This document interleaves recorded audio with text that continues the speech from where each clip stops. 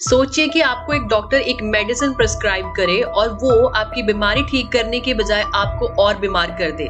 हमें जो डॉक्टर्स दवाई देते हैं हम उसे बिना क्वेश्चनिंग करे आंख बंद करके खा लेते हैं, पर ये भरोसा कई लोगों की जान ले सकता था जब दुनिया का सबसे बड़ा फार्मेसी स्कैम हुआ, ग्लैक्सोस्मिथक्लाइन स्कैम। ग्लैक्सोस्मिथक्लाइन यानी कि GSK दुनिया की one of the largest pharma companies में से एक है। वैसे तो इस कंपनी को बनाने की शुरुआत 1715 में की गई, पर काफी सेंचुरीज और बहुत सारे फॉर्मेशंस और मर्जर्स के बाद लास्ट मर्जर ग्लैक्सोवेलकॉम और स्मिथक्लाइन बीचम के बीच हुआ और ग्लैक्सोस्मिथक्लाइन फॉर्म हुई। वैसे तो फार्मेसी में होने वाले फ्रॉड्स की कैटेगरी लिस्ट बहुत लंबी है, पर सबसे कॉमन होने वाले फ्रॉड्स में ये फ्रॉड्स आते हैं। GSK का fraud of label marketing frauds में से अब तक का सबसे बड़ा स्कैम है।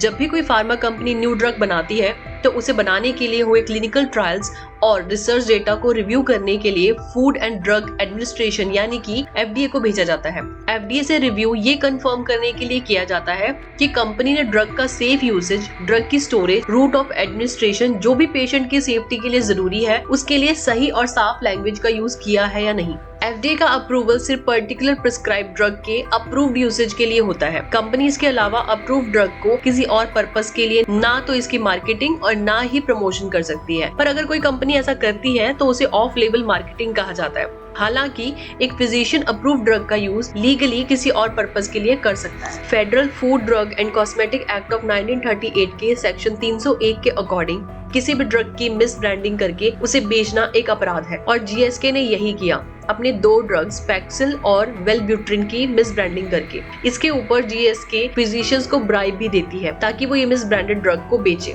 पैक्सिल की मिस ब्रांडिंग हुई ये कहकर कि ये एक एंटी डिप्रेसेंट है उन पेशेंट्स के लिए जो 18 साल से कम है, पर FDA ने कभी भी इसका अप्रूवल नहीं दिया था। 1994 और 2001 के बीच 3 क्लिनिकल ट्रायल्स हुए ये जानने के लिए कि पैक्सिल 18 साल से कम के लिए एज एन एंटी डिप्रेसेंट सही साबित होगा या नहीं, पर तीनों ही ट्रायल फेल जाते हैं। इवन इनमें से एक ट्रायल की स्टडी में ये भी पाया गया कि अगर इसे 18 साल से कम के लोग कंज्यूम करते हैं उसके सुसाइड करने के चांसेस ज्यादा है। ये जानते हुए कि पैक्सिल बच्चों की जान भी ले सकता है, इसके बावजूद GSK अपनी सेल्स फोर्स के साथ एक मेमो शेयर करता है और एक कॉन्ट्रैक्टर हायर करता है जो इस मेमो में ये बताए कि पैक्सिल अंडर 18 के लिए इफेक्टिव एंटी डिप्रेसेंट ड्रग है। वेलब्यूट्रिन जो कि एक एंटी डिप्रेसेंट था, कंपनी उसे भी weight loss, ADHD, ADD, addiction और बाइपोलर डिजीज की मेडिसिन कहकर बेचती रहती है। GSK के सेल्स रिप्रेजेंटेटिव्स वेलब्यूट्रिन को हैप्पी हॉर्नी किनी पिल लेबल करके बेच रहे थे। जरा देखिए कि कैसे कंपनी एड्स में इस ड्रग को वेट लॉस प्रोडक्ट के तौर पर बेच रही थी।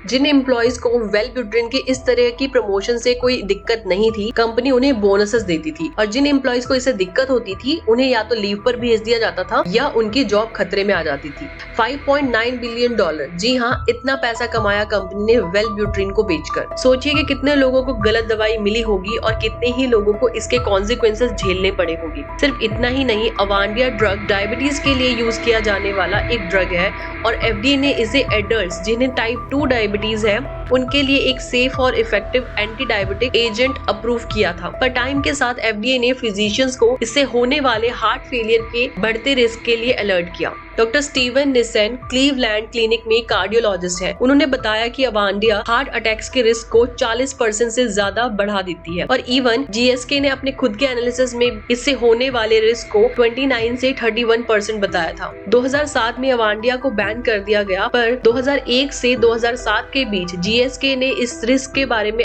FDA को कभी मेंशन नहीं किया।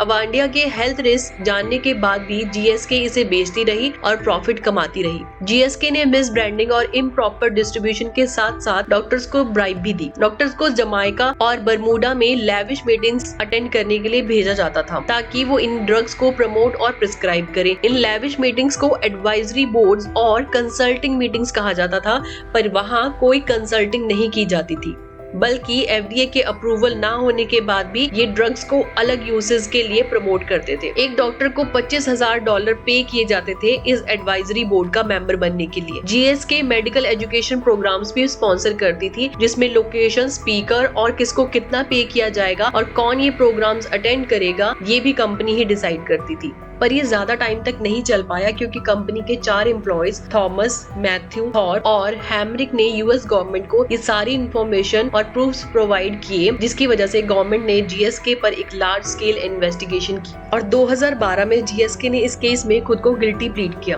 और $3 बिलियन का जुर्माना भरने के लिए तैयार हो गई। ये अब तक का हाईएस्ट पेड सेटलमेंट मनी है। और तो कंपनी से 5 साल का कॉर्पोरेट इंटीग्रिटी एग्रीमेंट भी साइन करवाया गया ताकि कंपनी अपनी अकाउंटेबिलिटी और ट्रांसपेरेंसी दोनों ही इंक्रीज कर दे। और अगर ये पाया जाता है कि कोई एम्प्लॉय इस दौरान कंपनी को हेल्प कर रहा था तो एनुअल इंसेंटिव्स और बोनसेस दोनों ही रद्द कर दिए जाएंगे। सीईओ एंड्रू विटी ने जीएसके की तरफ से माफी मांगी और कहा कि हमने अपनी गलतियों से सीख ली है, हमने अपने कंप्लायंस, मार्केटिंग और सेलिंग के प्रोसीजर्स को बदल दिया है और हमें समझ आ गया है कि ये कितना जरूरी है कि हमारी दवाइयां सही तरीके से प्रमोट हो और यूएस सरकार की जो हमसे उम्मीदें हैं हम उस पर खरे उतरे। पर क्या इसके बाद जीएसके ने अपने एथिक्स बदले? नहीं, इसके बाद जीएसके एक और स्कैम में फंसती दिखी। और अगर एक हेल्थ रिसर्च ग्रुप की माने तो जीएसके ने रिपीट ऑफेंडर्स की लिस्ट को टॉप किया है, जिसमें उसने 1991 से टोटल $7.56 बिलियन की पेनल्टी पे की। और तो और पता नहीं जीएसके ने कितने ही सीआईए साइन किए होंगे और जितना जीएसके ने फाइन एज अ पेनल्टी भरा है वो तो 2012 में हुई उनकी कमाई जितना है, यानी कि $7.7 बिलियन। यानी कंपनी को कुछ खास फर्क नहीं पड़ा। पर ऐसे ना जाने कितने ही केसेस सामने आते हैं। क्या कभी ये दुनिया करप्शन फ्री होगी या फिर ऐसे ही केसेस हमारे सामने आते रहेंगे? जीएसके ने तो सिर्फ फाइनेंशियली कीमत चुकाई, असली कीमत तो उन लोगों को चुकानी पड़ी जिन्होंने हेल्थ केयर सिस्टम पे भरोसा दिखाया। ये एक बेस्ट एग्जाम्पल है कि प्रॉफिट की खोज में कभी भी एथिकल लाइन क्रॉस नहीं करनी चाहिए।